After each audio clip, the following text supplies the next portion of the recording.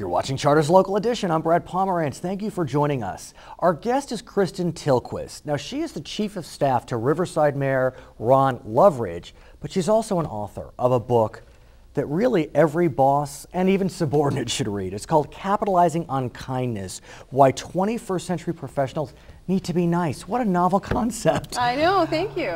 Talk to me about the general thesis of your book. Well, I think that as professionals in the 21st century, we're missing a huge opportunity to make the business world a kinder and gentler place.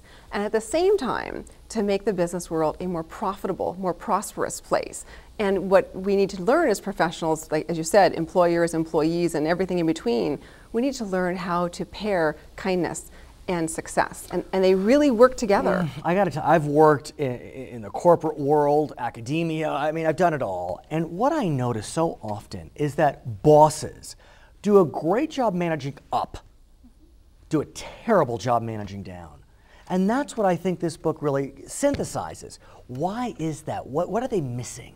Well, I think for one thing, there's a lot of myths about kindness that a lot of, especially corporate America, is really bought into, which is the idea that the nice guy finishes last, or that no good deed goes unpunished. And these myths are pretty pervasive, and it's discouraging in some ways. And partially, that's one of the reasons I wanted to write Capitalizing on Kindness, is to get out not only the good examples, which we hear, and it's intuitive that kindness that works. We know it works.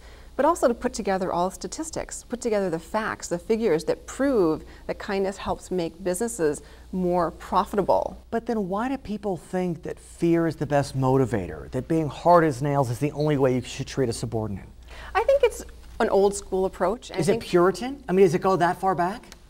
It could. I think what it is people have just gotten into, there's a culture in how business is conducted, especially in the United States and sort of North American culture. And what I want to do is have a cultural shift and what we need to do, I think, is work with the millennials. They'll get into business schools and see businesses teaching kindness as one of their core strategies as they're training MBA students. Now, during these very, very tough economic times, I have to think that for some, being kind is tough. Small businesses are scared. Bosses fear they may be laid off. So talk to us about the climate in these times. Right, and actually, the recession really underscores the need for kindness. And in fact, it really demonstrates that kindness works even more effectively right now, in spite of the fact that there is some fear, no question about it.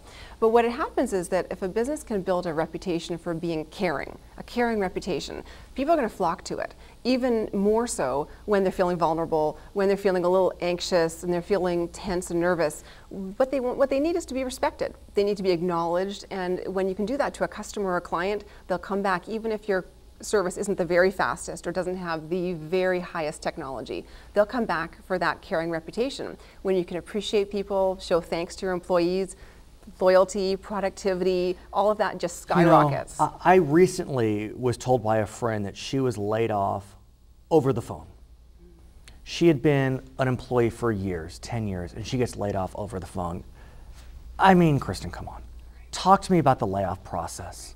And layoffs are a way that companies and professionals can really demonstrate what they're made of right now, and what they can do is do something very much different than that example. Could you imagine over the phone? After all those years. The disrespect? After all those years. And if we just let the person being laid off, treat them like they're being retired, like they're retiring. Treat them like they're going to a new job promotion, and give them the time and respect that they need so that they'll be able to leave and leave the people behind with relationships intact. The book is called Capitalizing on Kindness: Why 21st Century Professionals Need to Be Nice. I couldn't agree more. It's a great read. I urge you to pick it up.